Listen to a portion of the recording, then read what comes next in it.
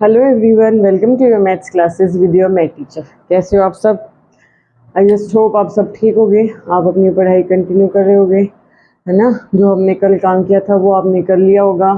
क्या किया था हमने कल 3.3 एक्सरसाइज कंप्लीट की थी।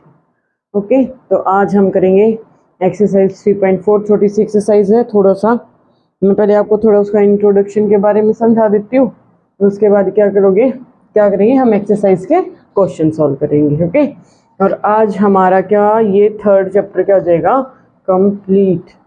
ओके, तो कल की छुट्टी है आपकी, तो कल आपको क्या करना है, एक बार मोटा मोटा थोड़ा सारा का सारा चैप्टर क्या कर देना है, रिवाइज कर देना है। ठीक है, तो आज हम क्या पढ़ेंगे एक्सरसाइज 3.4। क्या ट्रिग्नोमेट्रिक इक्वेशंस।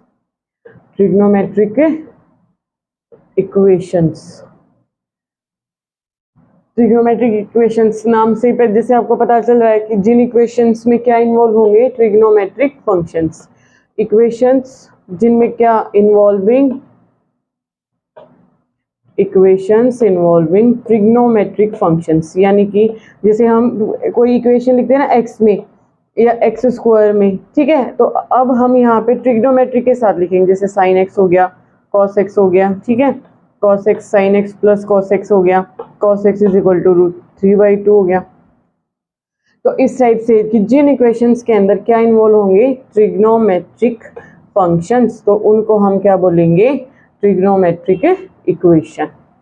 ओके, एग्जांपल मैंने आपको बता दिए इस टाइप, इससे को हम क्या बोलते हैं, ट्रिग्नोमेट्रिक इक्वेशंस। ठीक है, अब हम यहाँ पे इस चैप्टर में, इस एक्सरसाइज में 3.4 एक्सरसाइज में हम क्या पढ़ेंगे कि जो ये ट्रिग्नोमेट्रिक फंक्शंस हमें दी गई हैं, ट्रिग्नोमेट्रिक इक्वेशंस हमें दी गई हैं, उनका हम सॉल्यूशन कैसे फाइंड आउट करेंगे, solutions of trigonometric functions, TF से मैं इसको रिप्रेजेंट करूँ, ट्रिग्नोमेट्रिक फंक्शंस को, सॉरी इक्वेशन है ना तो TE मान लो, ट्रिग्नोमेट्रिक इक्वेशन। तो हम टू टाइप्स के सॉल्यूशन फाइंड आउट करेंगे। फर्स्ट हमारा क्या होगा, जो हमारा प्रिंसिपल सॉल्यूशन होगा, ठीक है, बताती हूँ मैं अभी। फर्स्ट हमारा क्या होगा, प्रिंसिपल सॉल्यूशन, और दूसरा क्या होगा हमारे पास जो जनरल सॉल्यूशन। ठीक है, प्रिंसिपल का मतलब जैसे भी आपको पता है, जो मेन होता है, हेड होता है, आपके स्कूल का प्रिंसिपल होता है ना, और बाकी सारी जो अदर्स टीचर होती है, तो प्रिंसिपल का मतलब जो मेन सॉल्यूशन होगा, ठीक है, उसको हम प्रिंसिपल सॉल्यूशन बोलेंगे। और जनरल सॉल्यूशन का मतलब यहाँ पे होगा कि हम क्या करेंगे, किसी भी पर्टिकुलर ट्रिग्नोमेट्रिक इक्वेशन के जितने भी हमें सॉल्यूशन मिलेंगे, उन सबको हम एक फॉर्मूले की फॉर्म में लिख देंगे। ठीक है, जिसमें हम n की फॉर्म में लिखेंगे, और जैसे जैसे हम n को चेंज करते जाएंगे तो हमें उस ट्रिग्नोमेट्रिक इक्वेशन की हर एक वैल्यू हमें मिलेगी। समझ रहे हो, यानी कि हम एक इक्वेशन की फॉर्म में हम उस फंक्शन का, उस इक्वेशन का सॉल्यूशन लिखेंगे, और उस जो इक्वेशन में हम लिखेंगे, जैसे मान लो ये मैंने इक्वेशन लिख दी, जैसे कुछ भी मान लो मैंने x लिख दिया n पाई, ठीक है, जैसे चलो मैं उससे बता देती हूँ। जैसे हमने पढ़ा था कि हमारे पास जो साइन एक्स एक फंक्शन, जो ट्रिग्नोमेट्रिक फंक्शन होता है, वो जीरो होता है। कहाँ होता है, तो यहाँ पे हम x की वैल्यू क्या पुट करे थे, n पाई पे, ठीक है, सच दैट कि जो हमारा n क्या है, इंटीजर है, यानी कि हम n की वैल्यू चेंज करते जा रहे थे, और हमें यहाँ पे बहुत सारे इसके सॉल्यूशन अलग अलग मिल रहे थे। तो इसको हम क्या बोलेंगे, जनरल सॉल्यूशन। और प्रिंसिपल सॉल्यूशन, जिसको हम डायरेक्ट सॉल्यूशन की फॉर्म में, कि ये हमारा आंसर है। जैसे यहाँ पे ये क्या है, ये मान लो अगर हमारा π/6 π/3 ये हमारा आंसर, तो हम डायरेक्ट इसको लिखेंगे तो ये हमारा प्रिंसिपल सॉल्यूशन हो जाएगा।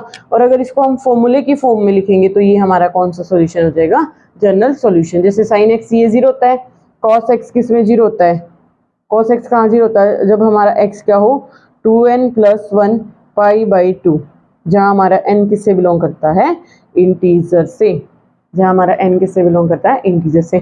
हम यहाँ पे बेसिकली करते क्या है, हम यहाँ पे क्या करते हैं, n की वैल्यूज ही तो चेंज करते हैं, और n की वैल्यू चेंज करते हैं जैसे जैसे, तो हमें हमारे अलग अलग सॉल्यूशन मिलते हैं। ठीक है, तो जिसमें हम n की वैल्यू चेंज करें और अलग अलग सॉल्यूशन मिले, वो हमारा कौन सा सॉल्यूशन हो जाएगा, जनरल सॉल्यूशन। और डायरेक्ट हम सॉल्यूशन को हमारे 4 क्वाड्रेंट्स के अकॉर्डिंग जब हम हमारे सॉल्यूशन में से आंसर लिखते हैं, तो वो हमारा कौन सा हो जाएगा, प्रिंसिपल सॉल्यूशन। दूसरी बात क्या होगा कि जितने भी हमारे पास ट्रिग्नोमेट्रिक फंक्शंस है, जितने भी हमारे पास ट्रिग्नोमेट्रिक फंक्शंस है, सबकी सभी के ट्रिग्नोमेट्रिक फंक्शंस के जो हमारे प्रिंसिपल सॉल्यूशन होंगे वो कितने होंगे, 2। 2 क्यों होंगे, ये देखो यहाँ पे जो हमारी 4 क्वाड्रेंट है, जो हमारे 4 क्वाड्रेंट है उनमें से क्या होगा कि हमारा जो फंक्शन है, कोई भी ट्रिग्नोमेट्रिक फंक्शन है, वो 2 ही क्वाड्रेंट में पॉजिटिव होगा और 2 ही क्वाड्रेंट में क्या होगा, नेगेटिव। समझ रहे हो? तो अगर हमें प्लस में आंसर निकालना है तो भी हम 2 क्वाड्रेंट से निकालेंगे, और हमें माइनस में आंसर निकालना है तो भी हम 2 क्वाड्रेंट से ही निकालेंगे। ठीक है, ये मैं ऐसे क्यों कह रही हूँ, क्योंकि मैंने आपको क्या बताया था कि जो हमारी साइन एक्स और जो हमारी कॉस एक्स है उनकी वैल्यू, साइन एक्स और कॉस एक्स की वैल्यू 2 पाई के इंटरवल के बाद, 2 पाई के इंटरवल का कितना होगा, यहाँ से यहाँ तक, ये हमारा एक कंप्लीट रिवॉल्यूशन में हमारा 2 पाई होता है। ठीक है, अब इसके बाद जैसे जैसे हम यहाँ पे रिवॉल्यूशन को बढ़ाएंगे तो ये वैल्यूज, यानी कि जो वैल्यू यहाँ होगी वही यहाँ होगी, जो वैल्यू यहाँ होगी वो यहाँ होगी, जो वैल्यू यहाँ होगी, मतलब वैल्यूज क्या होने शुरू हो जाती है, रिपीट होना शुरू हो जाती है। वैल्यूज क्या होना शुरू हो जाती है, रिपीट होना शुरू हो जाती है। तो इसलिए हम अपना प्रिंसिपल सॉल्यूशन किसको कंसीडर करेंगे, हमारा जो 2 पाई तक का इंटरवल है, जो हमारा 2 पाई तक का इंटरवल होगा। ठीक है, एक कंप्लीट रिवॉल्यूशन में वैल्यूज रिपीट नहीं करती, 2 पाई के इंटरवल के बाद हमारी वैल्यूज रिपीट होनी शुरू हो जाती है। तो इसलिए हम प्रिंसिपल मेन किसको लेंगे, जो रिपीट ना होगी। ठीक है, यानी कि हम एक कंप्लीट रिवॉल्यूशन के अंदर, मतलब ये 4 क्वाड्रेंट, ठीक है, यहाँ से यहाँ तक, सिर्फ यहाँ से यहाँ तक की वैल्यूज को हम प्रिंसिपल सॉल्यूशन में, उसके बाद जो रिपीट होती है वो हमारे किस में आ जाएगी, जनरल सॉल्यूशन में। तो जो प्रिंसिपल सॉल्यूशन होगा वो हमारा किस इंटरवल में होगा, 0 से 2 पाई। नेगेटिव वैल्यूज भी कंसीडर नहीं करेंगे, जैसे मान लो कहीं पे हमारे पास साइन एक्स में -π/6 आ जाता है तो हम ये भी कंसीडर नहीं करेंगे, क्योंकि हम इंटरवल कहाँ से कहाँ तक ले रहे हैं, 0 से बड़ा। ठीक है, पॉजिटिव, तो हम नेगेटिव यानी कि x की वैल्यू हम -π/6 कंसीडर नहीं करेंगे। ये दोनों अलग अलग चीजें, साइन π/6। ठीक है, ओके, तो मैं आपको एक एग्जांपल से समझाती हूँ, वो आपको और ज्यादा अच्छे से समझ आएगा। ओके,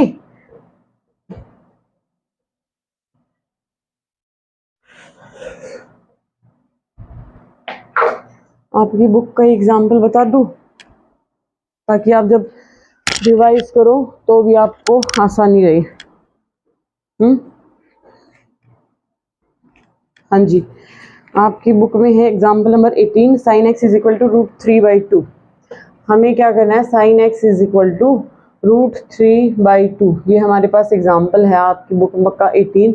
इसकी हमें क्या करनी है, find the principal solution of the equation. अब आपको ये डायरेक्ट देखने से ही पता चल गया कि साइन एक्स इन्वॉल्व है, यानी कि ये किस टाइप की इक्वेशन है, एक ट्रिग्नोमेट्रिक इक्वेशन। और प्रिंसिपल सॉल्यूशन फाइंड आउट करने के लिए कह रहा है, तो इसका मतलब इसके प्रिंसिपल सॉल्यूशन हर ट्रिग्नोमेट्रिक फंक्शंस के प्रिंसिपल सॉल्यूशन 2 ही होंगे। तो इसका मतलब आपको 2 वैल्यूज फाइंड आउट करनी है। ओके, काम खत्म। तो अब आप यहाँ से ये देखोगे कि आपको ये पता है, पहले तो आपको ये डायरेक्ट पता होगा कि 0 से π/2 तक आपको वैल्यूज डायरेक्ट याद है, मैंने याद करवाई थी। उसके बाद π/2 से 3π/2 फिर 2 पाई, यहाँ तक की भी आपकी बुक में टेबल दी हुई है। आपको वो वाली वैल्यूज तीनों फंक्शन, साइन, कॉस और टेंजेंट, तीनों फंक्शंस के लिए आपको वो वैल्यू क्या करनी है, याद करनी है। ओके, तो अब आप टेबल में से देख के बता सकते हो, या फिर अब तक तो आपको याद हो जानी चाहिए ये वाली।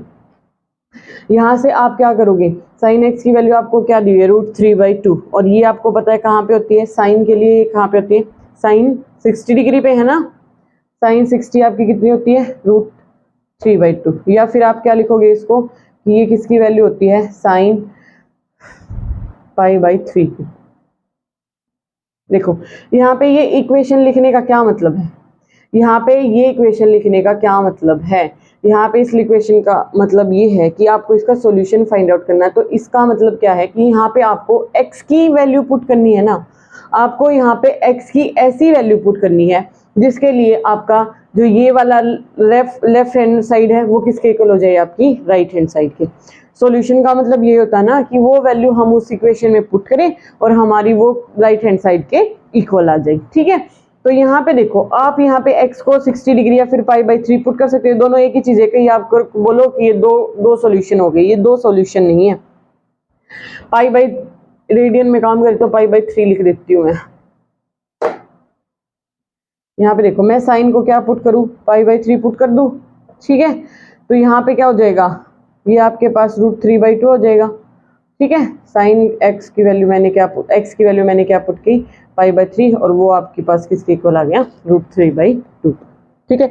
अब जैसे कि मैंने आपको बताया था, अब कोई बच्चा ऐसे बोले कि मैम 2π में 3 मतलब π/3 ऐड कर दो, ओके, या ये बन गया 7π/3। तो अब आप क्या करोगे कि ये बोलेगा कि मैम साइन 7π/3 पे भी आपकी वैल्यू √3/2 है, ठीक है ना, क्योंकि मैंने क्या बताया था आपको कि 2π के इंटरवल के बाद वैल्यूज रिपीट होना शुरू हो जाती है। अब कोई बोलेगा कि मैम x को 4π + π/3 पुट करो, 13π/2, ठीक है। अब इस पे भी आपकी वैल्यू 3π/2 है, क्योंकि ये भी 2π का मल्टीपल है, ओके, ठीक है। तो इस तरह से हमारे पास x की कितनी वैल्यूज आ सकती हैं कि जिसको हम यहाँ पे पुट करें और हमारा आंसर √3/2 आ जाए। तो इतनी हमारे पास कितनी है, इनफाइनाइट मैनी वैल्यूज है। कितनी वैल्यूज हैं, इनफाइनाइट वैल्यूज हैं, क्योंकि जो ये x है मतलब साइन x का जो डोमेन है वो हमारे पास r है, रियल नंबर, और r के अंदर इनफाइनाइट मैनी ऐसी वैल्यूज है। ये देखो मैंने कितनी तो आपके सामने ही लिख दी, इनफाइनाइट मैनी वैल्यूज आप यहाँ पे पुट करोगे और ये आपकी दोनों लेफ्ट हैंड साइड और राइट हैंड साइड दोनों क्या हो जाएंगी, इक्वल हो जाएंगी। लेकिन हमें क्या करना है, हमें प्रिंसिपल वैल्यू फाइंड आउट करनी है। अभी अभी मैंने आपको प्रिंसिपल के लिए आपको मैंने इंटरवल बताया था। इंटरवल का मतलब क्या है, ये कि एक कंप्लीट रिवॉल्यूशन यानी कि 2π तक का रिवॉल्यूशन और 0 से बड़ा, है ना, कि हमारी x की वैल्यूज कहाँ से 0 से 2π के बीच में लाई करनी चाहिए। इनके बीच में जो हमारा इंटरवल आएगा ना, इनके बीच में जो हमारा वैल्यू आएगी तो उसको हम प्रिंसिपल सॉल्यूशन बोलेंगे, ओके। अब यहाँ पे देखो π/3 हमारी ये फर्स्ट क्वाड्रेंट में लाई करता है। अब मैंने आपको ये बताया था ना कि प्रिंसिपल सॉल्यूशन में हमेशा दो वैल्यूज आएंगी, ठीक है। एक वैल्यू तो ये हमारे पास आ गई कि x की वैल्यू हमारे पास कितनी आ गई, π/3, x की वैल्यू हमारे पास कितनी आ गई, π/3। दूसरी वैल्यू कैसे निकालोगे, यहाँ पे एंगल देखो आप, पॉजिटिव है, साइन पॉजिटिव और कहाँ होता है, फर्स्ट क्वाड्रेंट में सारे पॉजिटिव होते हैं, सेकंड में साइन एंड कोसेकेंट पॉजिटिव होता है। तो इसका मतलब क्या हुआ कि हमारे पास साइन पॉजिटिव सेकंड क्वाड्रेंट में होता है। साइन पॉजिटिव कहाँ होता है, सेकंड क्वाड्रेंट में। यहाँ पे क्या होता है, π/2, यहाँ पे क्या होता है, पाई, ओके। तो अब हमारे पास सेकंड क्वाड्रेंट में साइन पॉजिटिव होता है, तो सेकंड क्वाड्रेंट में जाने के हमारे पास दो ऑप्शन है, या तो हम इसमें से कुछ माइनस करें या फिर हम इसमें से प्लस करें, ठीक है। पहला तरीका हमारे पास क्या है कि π/2 में कुछ ऐड कर देंगे तब भी हम सेकंड क्वाड्रेंट में चले जाएंगे, और दूसरा तरीका क्या है कि पाई में से कुछ माइनस कर देंगे तो भी हम किस में चले जाएंगे, सेकंड क्वाड्रेंट पे। लेकिन मैंने आपको क्या बताया था कि π/2 पे हमारा जो फंक्शन है वही चेंज हो जाता है, यानी कि अगर मैं यहाँ पे साइन करूंगी तो ये साइन हमारा कोस में चेंज हो जाएगा, जो कि हमें नहीं करना, क्योंकि हमें तो साइन x की वैल्यू फाइंड आउट करनी है। तो इसलिए हम कौन सा मेथड यूज करेंगे, हम दूसरा मेथड यूज करेंगे π-x, क्योंकि मैंने आपको बताया था कि जो साइन π-x है वो किसके इक्वल होता है, हमारा साइन x के। क्यों होता है, क्योंकि साइन x सेकंड क्वाड्रेंट में क्या होता है, पॉजिटिव। सेकंड क्वाड्रेंट में साइन क्या होता है, पॉजिटिव। तो एक तो हमारी ये वैल्यू आ गई। अब हम दूसरी वैल्यू कहाँ से लेंगे, दूसरी वैल्यू हम यहाँ से लेंगे, यानी कि हम लिखेंगे sign x minus sign π-x, ठीक है। वो हमारा किसके इक्वल होगा, साइन x के। और साइन x का मतलब यहाँ x मतलब हमने यहाँ पे π/3 पुट करना है, π-π/3, तो वो किसके इक्वल हो जाएगा, साइन π/3 के। तो इधर से सॉल्व करो, 3π - 2π, ठीक है। तो ये हमारे पास क्या बन गया, 2π/3, साइन 2π/3। तो एक x की वैल्यू हमारे पास π/3 थी, दूसरी हमने कहाँ से निकाली है, ये वाला फॉर्मूला यूज करके। तो एक x की वैल्यू ये थी, दूसरी हमने कहाँ से निकाली है, 2π/3। तो ये हमारी, क्योंकि अब मैं अगर मैं साइन को लेके जाऊंगी तो भी नेगेटिव वैल्यू आएगी और यहाँ पे भी नेगेटिव, तो इसलिए अब हमारे पास क्या है, सिर्फ ये दो ही पॉजिटिव वैल्यू है इस कंप्लीट रिवॉल्यूशन में। 0 से 2π के इंटरवल में हमारे पास ये दो ही साइन की वैल्यू है जिनके ऊपर ये वैल्यू √3/2 आंसर देगी। तो हमारी x की वैल्यू π/3 होगी एंड 2π/3 हो गई, ठीक है। सिमिलरली अगर हमारे पास यहाँ पे साइन की जगह पे कोस होता, ये मान लो हमारे पास यहाँ पे कोस होता, ये हमारे पास मान लो ये यहाँ पे क्या होता, कोस होता, तो कोस रूट 3/2 पाई/6 पे होती है वैल्यू। ये किस पे होती है, पाई/6 पे। ये हमारे पास पाई/6 पे होती है।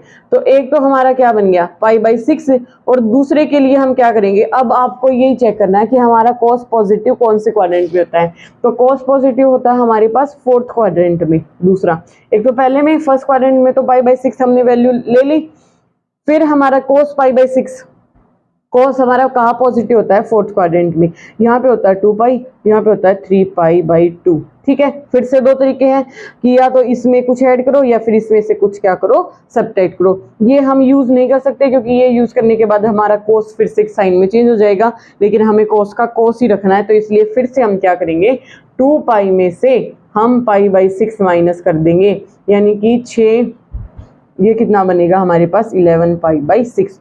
तो एक ये वैल्यू हो जाएगी और एक ये वैल्यू हो जाएगी। ये मैं किसके लिए बता रही हूँ, जब हमें क्या निकालना है, प्रिंसिपल सॉल्यूशन। जब हमें क्या निकालना है, प्रिंसिपल सॉल्यूशन। ठीक है, जनरल सॉल्यूशन कैसे निकालते हैं वो मैं आपको अभी बताती हूँ। ओके, आई जस्ट होप ये आपको समझ आया होगा कि हम प्रिंसिपल सॉल्यूशन कैसे निकालेंगे। ठीक है,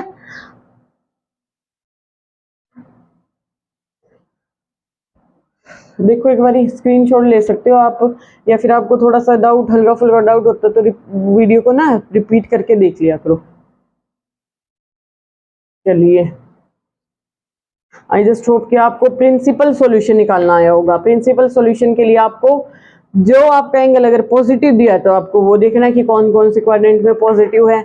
अगर नेगेटिव दिया है, जैसे अब नेक्स्ट क्वेश्चन में आपको, नेक्स्ट एग्जांपल में आपको नेगेटिव दिया हुआ है, ठीक है, कि टेंजेंट एक्स हमारे पास क्या दिया हुआ है, -1/√3। क्या दिया हुआ है, -1/√3। ये हमारे पास कौन सा एग्जाम्पल है, एग्जाम्पल 19। एग्जाम्पल 19। ओके, तो अब यहाँ पे आपको नेगेटिव में एंगल दिया हुआ है, तो आपको क्या करना है, सिंपली पहले आपको ये देखो कि टेंजेंट एक्स, अब आपको यहाँ पे x की ऐसी वैल्यू पुट करनी है कि जिसपे आपको आंसर -1/√3 मिले। आपको पता है कि जो हमारा 1/√3 है वो कहाँ पे होता है, पाई/6 पे। मतलब tangent x is equal to, यहाँ पे टेंजेंट पाई/6 हमारे पास कितना होता है, 1/√3। ठीक है ना, टेंजेंट पाई/6 हमारे पास 1/√3 होता है, लेकिन हमें क्या चाहिए, हमें माइनस चाहिए, हमें -1/√3 चाहिए। तो इसके लिए हम अपने क्वाड्रेंट्स का यूज करेंगे, पाई/2, 3 पाई/2, 2 पाई, या फिर 0। ठीक है, 0 भी होता है, कहीं आप ये सोचो कि मैम वैसे तो यहाँ पे 0 लिखती थी, आज 2 पाई लिख रही है। ये यहाँ तक एक कंप्लीट रिवॉल्यूशन जब शुरू करते तब 0 तक कंप्लीट करके आ जाते हैं, 2 पाई होता है, फिर उसके बाद 3 पाई भी यही होगा, 4 पाई भी यही होगा। ओके, कंफ्यूज नहीं होना है। अब हम अपने क्वाड्रेंट्स का यूज करेंगे, देखो मैं आपको दिखाती हूँ कैसे यूज करेंगे। यहाँ पे हमें आंसर में माइनस चाहिए, अब हम ये देखेंगे कि इसका और इसका तो हमें यूज करना ही नहीं है, ना इसका यूज करना ना इसका, क्योंकि इनका यूज करने से हमारा ट्रिग्नोमेट्रिक फंक्शन चेंज हो जाएगा, जो कि हमें चेंज नहीं करना है। ओके, तो अब हमें क्या करना है कि हमें क्वाड्रेंट का यूज करेंगे। अब देखो, अगर मैं पाई में से, ठीक है, पाई में से पाई/6 माइनस कर देती हूँ, तो ये हमारा किस में चला जाएगा, सेकंड क्वाड्रेंट में, और सेकंड में हमारा टेंजेंट क्या होता है, नेगेटिव। क्योंकि अगर मैं पाई में कुछ करूंगी, ऐड करूंगी, तो वो हमारा क्या हो जाएगा, पॉजिटिव। यहाँ पे तो 10 पॉजिटिव होता है, तो इसलिए मैं पाई में से ये पाई/6 माइनस कर दूंगी, है ना, कि टेंजेंट पाई में से मैंने माइनस कर दिया पाई/6। ठीक है, तो ये हमारा क्या बना, माइनस टेंजेंट पाई/6। ठीक है, और माइनस टेंजेंट पाई/6 का मतलब -1/√3। ओके, तो यहाँ पे ये मैंने क्या लिखा, टेंजेंट 5 पाई/6। समझ आ रहा है, ये मैंने क्या लिखा, टेंजेंट 5 पाई/6। ये आपको तभी आएगा समझ जब आपको क्या पता होगा, जब आपको ये पता होगा कि कौन से क्वाड्रेंट में कौन सा नेगेटिव होता है, कौन सा ट्रिग्नोमेट्रिक फंक्शन पॉजिटिव होता है। ठीक है, एक बार थोड़ा सा इंक फिल कर लेते हो, लाइट दिख रहा होगा आपको।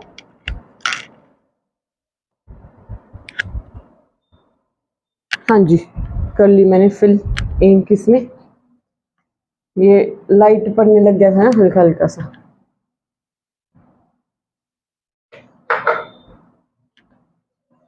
5π/6।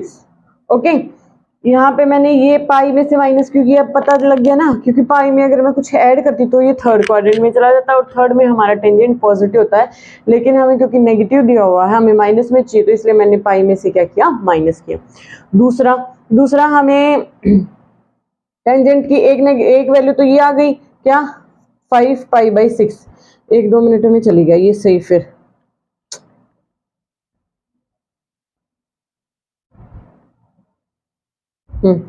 एक वैल्यू तो क्या आ गई हमारे पास, 5π/6। दूसरी के लिए हमें क्या करना पड़ेगा, अब फिर से ये देखो कि कौन से क्वाड्रेंट में हमारा टेंजेंट नेगेटिव होगा। दो वैल्यूज बताई थी, और क्योंकि हमें आंसर माइनस में चाहिए, तो अब की बार हम क्या देखेंगे कि हमारा टेंजेंट किन दो क्वाड्रेंट में क्या है, नेगेटिव है। अब यहाँ पे देखो फोर्थ क्वाड्रेंट में हमारा टेंजेंट नेगेटिव होगा, तो उसके लिए हमें क्या करना पड़ेगा, 2π में से कुछ माइनस करना पड़ेगा, तो तब वो हमारा फोर्थ क्वाड्रेंट में आएगा। तो मैं क्या करूंगी, टेंजेंट, क्योंकि 2π - x हमारे पास क्या होगा, माइनस टेंजेंट x, है ना, कि टेंजेंट 2π में से मैं x माइनस करूंगी तो वो हमारे पास क्या आएगा, माइनस टेंजेंट x। तो अब आपको क्या करेगा, x हमारे पास π/6 है, टेंजेंट 2π - π/6 इक्वल्स टू कितना बनेगा, माइनस टेंजेंट π/6। ठीक है, क्योंकि यहाँ पे हमारे पास ये किसके हुआ, माइनस टेंजेंट π/6। हमें ये बनाना है ना, माइनस टेंजेंट, ये बन गया हमारा, और ये हमारा किसके इक्वल है, इस चीज के इक्वल है, तो 6 दूनी 12 और 12 - 1 यानी कि 11π/6। Tangent 11π/6 is equal to minus tangent π/6।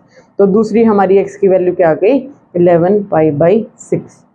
हमारी दूसरी इसकी वैल्यू क्या आ गई, x की 11π/6। आई थिंक आपको समझ आया होगा। अगर समझ नहीं आया तो एक बार वीडियो रिपीट करके देखना, नहीं तो मैं एक बार फिर से एक्सप्लेन कर रही हूँ आपके लिए। हमें अब की बार निकालना था कि हमारे पास जो हमारा टेंजेंट x वो -1/√3 आई। ठीक है, माइनस ये रहा, हमें पता है कि टेंजेंट π/6 पे हमारा 1/√3 आता है। ठीक है, तो माइनस, ये माइनस, अगर मैं इसके आगे माइनस लगा दूं, दोनों तरफ माइनस लगाना पड़ेगा, यानी कि माइनस टेंजेंट π/6 की वैल्यू हमारे पास -1/√3 आएगी। ओके, अब हमें क्या करना पड़ेगा, अब हमें हमारा दिमाग क्वाड्रेंट्स की तरफ लेके जाना पड़ेगा, क्योंकि हम क्वाड्रेंट से ही टेंजेंट को टेंजेंट में रख के उसका साइन चेंज कर सकते हैं, है ना। वो कैसे कि यहाँ पे मैं क्या करूंगी, पाई में से कुछ माइनस करते ही मैं सेकंड क्वाड्रेंट में गई, और सेकंड में हमारा टेंजेंट नेगेटिव होता है, फोर्थ में नेगेटिव होता है, फोर्थ के लिए मैंने 2π में से माइनस कर दिया, और सेकंड के लिए मैंने पाई में से माइनस कर दिया। ठीक है, तो इस तरह हमारी दो x की वैल्यूज आ गई कि जिनको पुट करके हमें हमारा आंसर किस में मिले, नेगेटिव में। अगर अब हमें पॉजिटिव में आंसर चाहिए होता, अगर हमें पॉजिटिव π/6 चाहिए होता, तो उसके लिए हम क्या करते, एक तो हमारा डायरेक्ट π/6 आ गया, क्योंकि फर्स्ट क्वाड्रेंट में होता है हमारा, और सेकेंड थिंग हमारा टेंजेंट पॉजिटिव किस में होता है, थर्ड क्वाड्रेंट में। थर्ड के लिए हमें पाई में कुछ ऐड करना पड़ता, तो मैं पाई के अंदर ऐड करती π/6, तो ये हमारा कितना आ जाता, टेंजेंट 7π/6। तो एक π/6 आ जाती, एक 7π/6 आ जाती।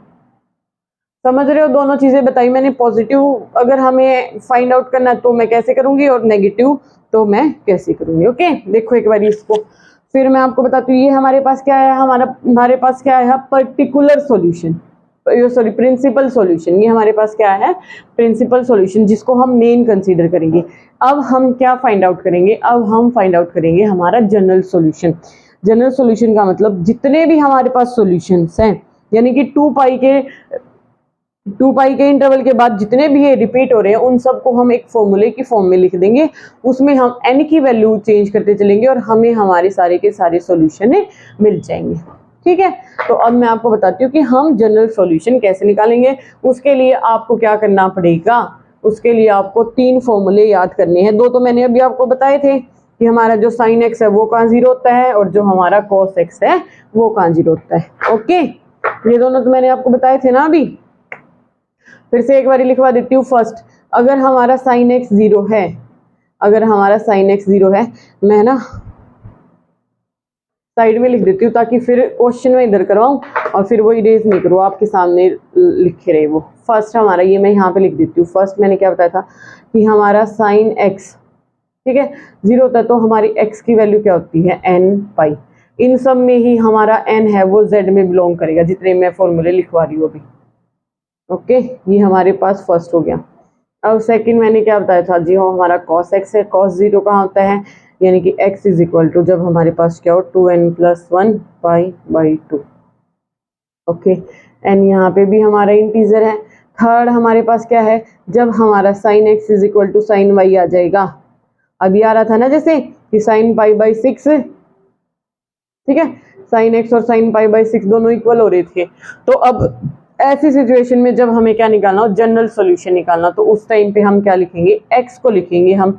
ये हमारा x है, ये हमारा y है। sin x is equal to sin y अगर है तो उसको हम लिखेंगे x is equal to n pi plus -1 की पावर n इंटू वाई। देखो ये आ गया हमारा n, आ गया ना, ये आ गया हमारा n।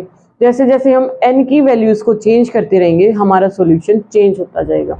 This is called general solution where we put the solution in form of formula.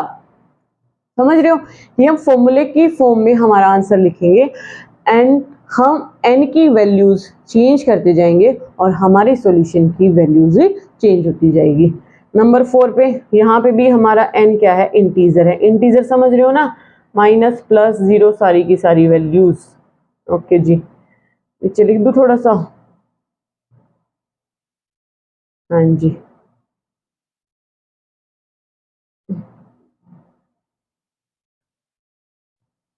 एक सेकेंड एक सेकेंड।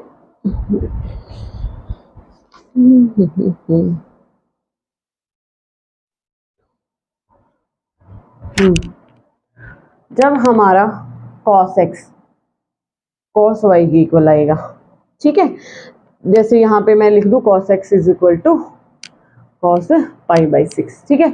ऐसी सिचुएशन में आपको जनरल सॉल्यूशन फाइंड आउट करना है, तो उस पे आप x की वैल्यू क्या फाइंड आउट करोगे, उसमें आप लिखोगे 2n पाई प्लस माइनस y, ठीक है जी। ओके, ये यहाँ पे अब ये दोनों आपने पहले पढ़े हुए याद हो, मतलब मैंने आपको याद करवाए थे। ये तीन फॉर्मूले आपको अभी के अभी याद करने साथ के साथ। जब हमारा टेंजेंट x टेंजेंट y के इक्वल आ जाएगा तो हम x को क्या लिखेंगे, x is equal to n pi plus y. Okay, n pi plus y, ठीक है। फटाक भी इनको याद करो क्योंकि हमें पता है साइन x के टाइम पे क्या होता है, n पाई होता है। तो ऐसे ही n पाई प्लस -1 की पावर n इंटू वाई आ जाएगा। cos x is equal to cos y है तो क्या आ जाएगा 2n पाई प्लस माइनस वाई। और जब जब tan x is equal to 10 y आएगा तो हमारे पास x is equal to n pi plus y. ये हम हमारा आंसर लिखेंगे। ओके, अब ये मत सोचना कि जैसे sin x अगर कोसिकेंट x आ जाता है तो कोसिकेंट x को आप लिखोगे 1 अपॉन साइन x, क्योंकि इधर भी जैसे ये मान लो कोसिकेंट x है, ठीक है, इधर मान लो आपका कोसिकेंट π/4 है, ठीक है, तो इसको लिखोगे आप 1 बाई साइन एक्स और इसको आप लिखोगे 1 अपॉन साइन π/4, ठीक है। तो ये इधर मल्टीप्लाई हो जाएगा, ये इधर मल्टीप्लाई हो जाएगा, तो ये बन जाएगा हमारे पास फिर से वही कि sine x is equal to sine π/4। Okay, ये इस टाइप से सोल्व होएगा। तो अब मैं आपको एक दो इन फॉर्मूलाज पे बेस्ड एक दो क्वेश्चन करवाती हूँ ताकि आपको और अच्छे से समझ आ जाए। ये मैंने इसीलिए साइड में लिखी ताकि मैं यहाँ आपको क्वेश्चन सोल्व करवा के ये आपको एज इट इज लिखे रहे। थोड़ा सा और उधर लिखना चाहिए था, है ना, एन सब में इंटीजर है। ओके, आपकी बुक से एग्जांपल देख लेती हूँ मैं एक। कहाँ तक किए थे हमने,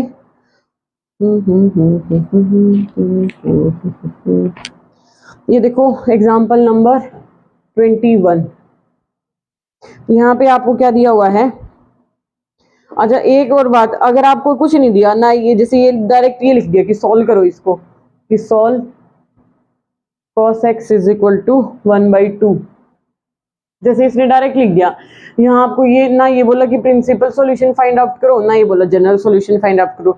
देखो अगर आप से वो प्रिंसिपल सॉल्यूशन फाइंड आउट करवाता तो वो डायरेक्ट लिखेगा, ओके, वो डायरेक्ट लिखेगा कि find the principal solution for this equation.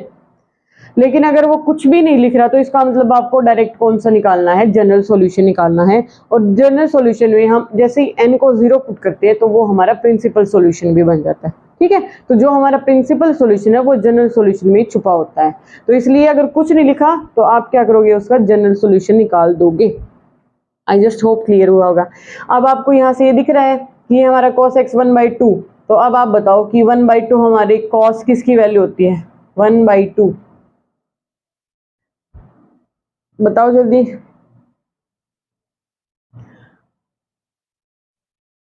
Sign 30 पे होती है नहीं, इसका मतलब cos 60 पे पाई/3 पे होती है। तो अब ये हमारा किसकी फॉर्म में बन गया, cos x is equal to cos y बन गया, cos x is equal to cos y बन गया ना, बन गया ना। ये देखो ये cos x है, ये y की वैल्यू क्या है पाई/3। अब इसमें जाओ, आप जनरल सॉल्यूशन लिखना है आपको। cos x is equal to cos y यानी कि x क्या होगा 2n पाई डायरेक्ट लिखो, और प्लस माइनस y की वैल्यू हमारे पास कितनी है पाई/3।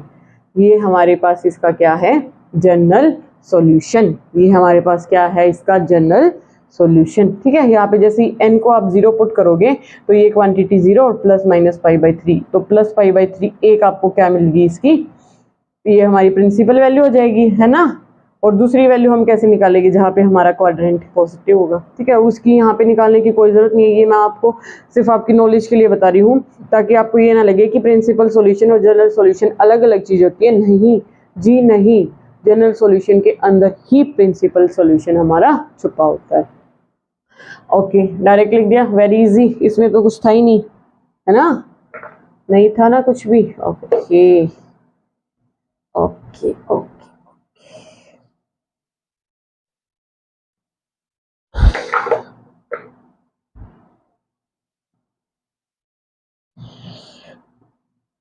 अच्छा ये एक और सॉल्यूशन है ना, क्वेश्चन एग्जाम्पल नंबर ये 20 कि sine x is equal to -√3/2। इसका भी हमें क्या, इसमें कुछ नहीं लिखा, ऐसे लिखा है फाइंड द सॉल्यूशन ऑफ। आपको देख के समझ आएगी, समझ जाओगे ना, आपकी ट्रिग्नोमेट्रिक इक्वेशन है, और ट्रिग्नोमेट्रिक इक्वेशन में अगर आपको वो प्रिंसिपल सॉल्यूशन निकलवाएगा तो वो डायरेक्ट लिख देगा find the principal solution of this equation. कुछ नहीं लिखा तो इसका मतलब आपको डायरेक्ट जनरल सॉल्यूशन लिखना है। तो उसके लिए आप क्या करोगे, sine x is equal to आपको पता है कि साइन एक्स √3/2 कहाँ होता है, साइन पाई/3 के ऊपर होता है ना। और हमें क्या माइनस साइन चाहिए, हमें माइनस साइन चाहिए, तो हमें क्या करना पड़ेगा, पाई में कुछ, पाई में पाई/3 ऐड करना पड़ेगा, वो हमारे पास क्या आएगा माइनस साइन पाई/3 आएगा ना भाई, क्योंकि अगर पाई में से माइनस करूंगी तो वो सेकंड क्वाड्रेंट में जाएगा। तो ये कितना बन गया 4π/3, है ना, ये हमारे पास कितना बन गया 4π/3 is equal to minus sine पाई/3। तो अब हमारे पास क्या आ गया, sine x is equal to, यहाँ पे ये दोनों इक्वल है ना, और हमें ये लिखना है, तो मैं यहाँ पे लिख दूँ साइन पाई/3 लिख दूँ, साइन 4π/3 लिख दूँ, लिख सकती हूँ बिल्कुल। अब ये हमारे पास किसकी फॉर्म बन गई, sine x is equal to sine y, और एक्स की वैल्यू क्या आ जाएगी n पाई, इधर से देखो n पाई प्लस -1 की पावर n इंटू वाई यानी कि 4π/3।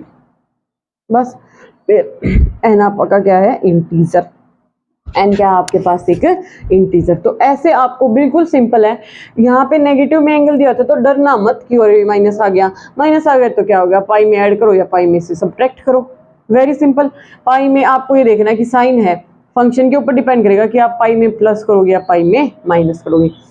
साइन हमारे पास ये पाई में माइनस करने से पॉजिटिव हो रहा है, तो हमें नेगेटिव में आंसर चाहिए, तो हम पाई में क्या करेंगे ऐड करेंगे, तो ये हमारा एंगल बन गया 4π/3। तो इसलिए ये हमारे पास दिया गया। सिमिलरली है ये सारे एग्जाम्पल, जैसे एग्जाम्पल नंबर 23 देखो, 23 में क्या किया, कुछ नहीं करना, 23 और करा देती हूँ मैं आपको एक बारी।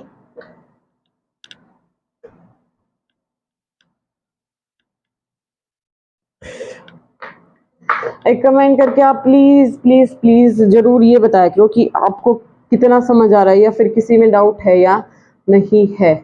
ठीक है, क्योंकि मेरे को ऐसे पता नहीं चलता कि आप लोगों को कितना समझ आ रहा है, आप जब तक मेरे को बताते नहीं हो ना। जैसे हमारे पास sine 2x minus sine 4x plus sine x 6x is equal to 0, इसका भी ये कह रहा है कि इसको सोल्व करो, सोल्व करो मतलब इसका जनरल सॉल्यूशन लिखो। ठीक है, आप क्या करोगे, ये साइन प्लस का, ये साइन प्लस साइन को इकट्ठा करो, क्यों करो, क्योंकि sine a plus sine b का फॉर्मूला लगा दूंगी मैं, है ना, क्योंकि साइन में 4x is equal to 0, sine a plus sine b का, यहाँ से ये भी कर सकते हो, कोई प्रॉब्लम नहीं है, ये sine a minus sine b का भी फॉर्मूला लगा सकते हो। यहाँ पे देखो sine a plus sine b, तो ये क्या बन जाएगा 2 साइन a प्लस बी 6 और 2 8/2 यानी कि 4x, ठीक है, और a माइनस बी यानी कि 6 माइनस 2 4, ठीक है, 4/2 यानी कि cos 2x, ठीक है। ये मैंने डायरेक्ट फॉर्मूला अप्लाई किया, 2 sin a plus b/2 cos a minus a b/2 minus ये हमारे पास क्या है sin 4x, ठीक है। ये प्लस वाला मैंने क्यों यूज किया था, क्योंकि मेरे को पता था कि अगर प्लस वाला यूज करूंगी तो ये एक टर्म कॉमन बन जाएगी इसमें, और फिर मैं इसको कॉमनली निकाल लूंगी। ये मान लो ये बन गया 2 cos 2x और इधर बन गया -1 इज इक्वल टू 0। अब दो नंबर्स की, दो फंक्शंस की प्रोडक्ट 0 है तो या तो फर्स्ट फंक्शन 0 होगा या फिर सेकंड 0 होगा, ठीक है। दो केस बना लेंगे हम कि sin 4x 0 होगा या फिर 2 cos 2x - 1 है वो 0 होगा। यहाँ से देखो हमें पता है कि हमारा जो sin x है वो 0 कहाँ होता है, ये 0 है, पता है ना। जैसे ये लिखा हुआ है कि 9 × 4 इज इक्वल टू 0, तो या तो ये 0 होगा या ये 0 होगा, इसलिए मैंने यहाँ पे या तो ये 0 होगा या फिर ये 0 होगा, दोनों को अलग अलग करके दिखा रही हूँ मैं। तो अब देखो यहाँ पे sin 4x 0, इसका मतलब मैं साइन को क्या लिख दूँ, sin 4x is equal to sine 0 कहाँ होता है n पाई पे, साइन 0 कहाँ होता है n पाई पे, तो 4x is equal to n pi, यहाँ पे मैं लिख दूँ sin n पाई इज इक्वल टू 0 होता है sin n पाई, ठीक है। तो 4x किसके इक्वल आ गया n पाई के, और x किसके इक्वल आ गया n पाई / 4। यहाँ पे ये sin x is equal to sin y वाला केस नहीं बनेगा, है ना, क्योंकि यहाँ पे 0 है, ओके। यहाँ पे अगर कोई दूसरा नंबर होता ना, जैसे sin π/2 π/3 π/4 इस टाइप से, तो sin x is equal to sin y बनता, लेकिन यहाँ पे sin x is equal to 0 तो x इज इक्वल टू हमारे पास n पाई, ये वाला केस बना है। अब यहाँ से इसको सॉल्व करेंगे, यहाँ पे क्या बना 2 cos 2x is equal to 1 और cos 2x is equal to 1/2। तो cos 2x 1/2 कहाँ पे होता है, cos π/3 पे, अभी थोड़ी देर पहले क्या था। अब ये बन गया हमारे पास, ये देखो cos x is equal to cos y, तो हमारे पास x मतलब अब की बार 2x है, ये ध्यान रखना, कहीं डायरेक्ट सिर्फ x ही लिखो, क्योंकि यहाँ पे हम x यूज करें तो इसलिए यहाँ पे x है, लेकिन यहाँ पे 2x है तो 2x ही लिखूंगी मैं, इज इक्वल टू 2n पाई, और ये क्या आ जाएगा प्लस माइनस y का मतलब π/3, ठीक है। तो 2 को मैं इधर लेके आऊंगी तो अलग अलग इसके अपॉन में 2, और ये क्या बन जाएगा 6, ये इससे कैंसिल हो जाएगा, तो ये क्या बना n pi plus minus π/6, okay. तो इस टाइप के क्वेश्चंस को आप ऐसे सॉल्व करोगे, ठीक है। तो इस एक्सरसाइज में इसी टाइप के क्वेश्चन देखने को मिलेंगे आपको, पर्टिकुलर सॉल्यूशन फाइंड आउट करो या फिर जनरल सॉल्यूशन फाइंड आउट करो, वो मैंने आपको सारे एग्जाम्पल के थ्रू आपको समझा दिए। मैं 1-2 एक्सरसाइज का क्वेश्चन आपको सॉल्व करवा देती हूँ, बाकी आप खुद करके देखना, जो ना आए वो कमेंट करके बताना, क्योंकि सारे के सारे एक जैसे ही हैं बिल्कुल। आपको बकायदा ये याद रहना चाहिए कि कौन सा फंक्शन कहाँ पे किस क्वाड्रेंट में पॉजिटिव है, किस क्वाड्रेंट में क्या है नेगेटिव। ओके ओके जी।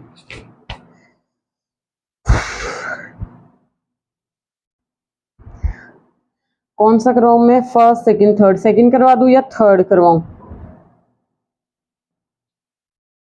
थर्ड करवा देती हूँ, क्योंकि माइनस में आपको ये लगेगा कि अरे माइनस में कैसे सॉल्व करेंगे हम, है ना। क्वेश्चन नंबर 3 देखो, put x is equal to -√3। आपको क्या करना है, आपको इसमें तो प्रिंसिपल एंड जनरल सॉल्यूशन दोनों के दोनों फाइंड आउट करने हैं। तो पहले आपको x की वैल्यू तो वैसे भी निकालनी पड़ेगी। अब आप ये देखो, हमारा जो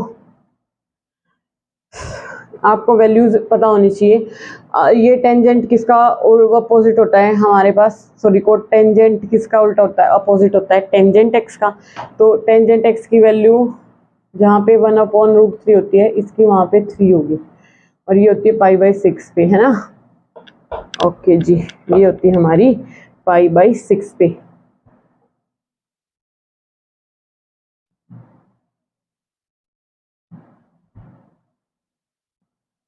π/6 पे इसकी वैल्यू कितनी होती है, √3। क्या लिख दिया, cotangent x is equal to cotangent π/6, और उस पर हमारी वैल्यू कितनी होती है, √3। लेकिन लेकिन लेकिन π/6 नहीं लिखोगे आप, नहीं लिखोगे, क्यों नहीं लिखोगे, क्योंकि हमारे पास π/6 यहाँ पे प्लस नहीं है, हमारे पास क्या है माइनस है। तो अब आपको ये देखना है कि हमारा कोटेंजेंट कहाँ माइनस होता है। फर्स्ट में नहीं होता, नहीं होता, सेकंड में होता है जी होता है, थर्ड में क्या होता है पॉजिटिव, और फोर्थ में क्या होता है negative. After school to college, यानी कि यहाँ पे टेंजेंट और कोटेंजेंट दोनों पॉजिटिव होते हैं, हमें हमारा आंसर माइनस में चाहिए, तो हम क्या करेंगे पाई में से कुछ माइनस कर देंगे, और इधर हम क्या करेंगे 2 पाई में से कुछ माइनस करेंगे, क्योंकि cot pi minus x is equal to minus cot x. Okay, और हमें माइनस कॉट एक्स ही चाहिए है, इसको मैं क्या लिखूंगी minus cot pi by 6। Okay, तो हमें ये चाहिए है, तो अब मैं क्या करूंगी कॉट पाई में से मैंने माइनस किया क्या पाई बाई 6, और वो हम मेरे पास किसके इक्वल आ गया माइनस कॉट पाई बाई 6 के। ठीक है, तो 5 पाई बाई 6 आ गया यहाँ पे, cot 5 pi by 6 is equal to minus cot pi by 2, है ना। ये हमारे पास इसी की वैल्यू है। ओके जी, सेकंड वैल्यू कैसे निकाल लेंगे हम, कॉट में से 2 पाई में से पाई बाई 6 माइनस करेंगे, तो वो हमारे पास क्या आ जाएगी माइनस कॉट पाई बाई 6। जी ये पाई बाई 6 है, पाई बाई 6 है, ये पाई बाई 6 है, ये हमारे पास क्या आ गई कॉट पाई बाई 6। ओके, तो यहाँ से 6 12 minus 1 11 pi by 6 is equal to minus cot. तो प्रिंसिपल वैल्यू क्या आ गई इसकी 5 pi by 6 and 11 pi by 6। अब आपको क्या करना है जनरल सॉल्यूशन लिखना है, जनरल सॉल्यूशन की आप जो छोटी वैल्यू होती है उसको उठाएंगे। ठीक है, कॉट एक्स को आप किसके इक्वल पुट करेंगे cot pi by 6, 5 pi by 6 के जो छोटी वैल्यू होती है जो पहली वैल्यू होती है उसके इक्वल पुट कर देंगे। अब इसको चेंज करोगे किसमें टेंजेंट में, तो डायरेक्ट लिख सकते हो 1 अपॉन कोट, ये हमारे पास होगा tangent x is equal to tangent 5 pi by 6, मैंने आपको लिख के बताया था ना। इसको लिखोगे 1 अपॉन 10 एक्स, और इसको लिखोगे 1 अपॉन टेंजेंट 5 पाई बाई 6, तो इंटरचेंज करेंगे तो ये ऐसे इक्वल हो जाते हैं। तो यहाँ से हमारे x की वैल्यू क्या आ जाएगी, इधर से x की वैल्यू आ जाएगी n pi plus 5 pi by 6। Okay, तो ये हमारा जनरल सॉल्यूशन, ये हमारा प्रिंसिपल सॉल्यूशन। ओके, तो इस तरह से ही आपको बाकी सारे क्वेश्चंस के लिए जनरल सॉल्यूशन और प्रिंसिपल सॉल्यूशन फाइंड आउट करना है। तो आई जस्ट होप कि आप कर सकते हो। ठीक है, फर्स्ट सेकंड थर्ड फोर्थ बिल्कुल एक जैसा ही है। फिफ्थ में क्या करोगे,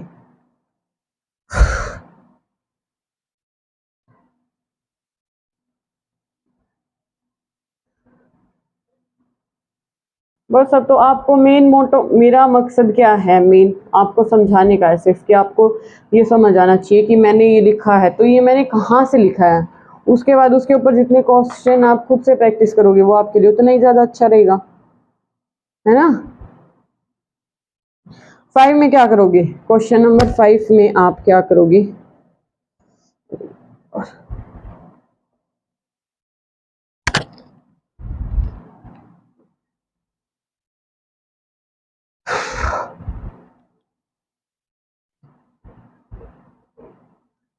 क्वेश्चन नंबर 5 में क्या करोगे, cos 4x किसके इक्वल दिया हुआ है cos 2x के, इसको इधर लिया और क्या करोगे, और कुछ कर सकते हो इसके साथ, कुछ भी नहीं, इधर आके a माइनस कॉस 2x हो जाएगा, वो इज इक्वल टू 0।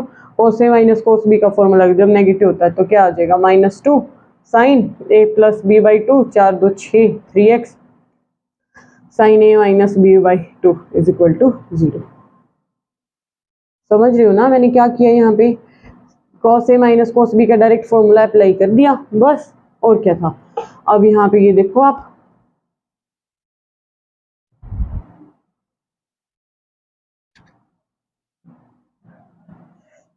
जीरो है ना ये, तो cos a minus cos b का फॉर्मूला होता है -2 sine a plus B by 2, 4 2 6 और a minus B by 2 2/2x। ठीक है, ये इसको इधर लेके जाओ, ये 0 हो जाएगा, यानी कि या तो साइन 3x 0 होगा या फिर हमारे पास क्या हो जाएगा साइन x 0 होगा। यहाँ पे sine 3x is equal to sine n pi, इधर भी sine x is equal to sine n pi, है ना, ये वाली प्रॉपर्टी यूज कर लेंगे हम। तो यहाँ पे 3x is equal to n pi आ गया, यानी कि x की वैल्यू क्या आ गया, एन पाई बाई 3। सिमिलरली इधर x is equal to n pi आ गया, ये दो वैल्यूज आ गई इसकी, समझ रहे हो।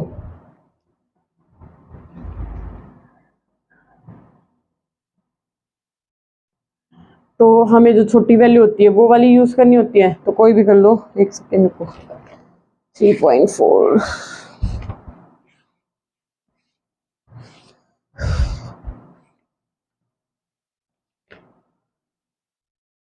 क्वेश्चन नंबर 5 में बस डायरेक्ट ही दिया हुआ है, x की वैल्यू एक ये है, क्योंकि फॉर्मूले में इस फॉर्मूला ही हो गया ना इस टाइप का, n की वैल्यू चेंज करते चलेंगे और n हमें पता है कि हमारा इंटीजर होता है।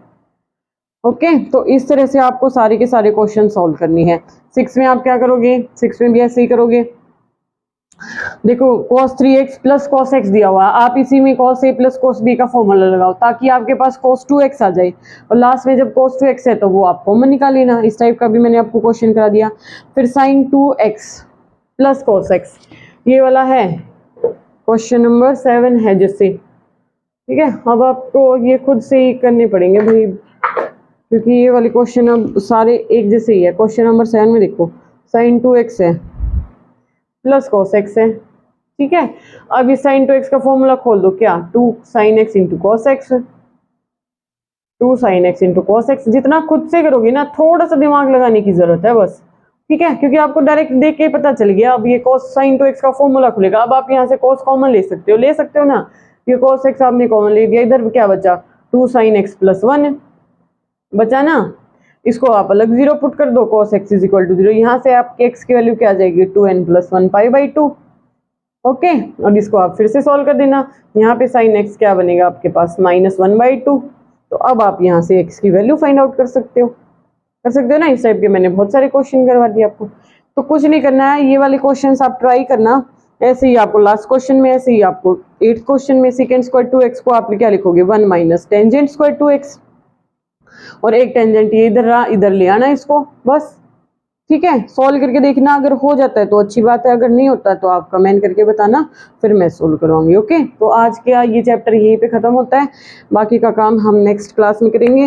हो सके टाइम मिले, आपका मन करे तो कल थोड़ा बहुत इस चीज़ को रिवाइज कर लेना, सारी चीज़ों को जितना आपने पढ़ा है, ठीक है, वरना आप छुट्टी एंजॉय करना, और क्या कर सकते हैं। ओके, चैनल को ज़्यादा से ज़्यादा शेयर सब्सक्राइब करना है, लाइक करना है, कमेंट करके बताना है कितना समझ आ रहा है। ओके, शेयर जरूर करना ताकि दूसरे बच्चे भी इस चीज़ का फ़ायदा उठा सके। Okay, thank you so much.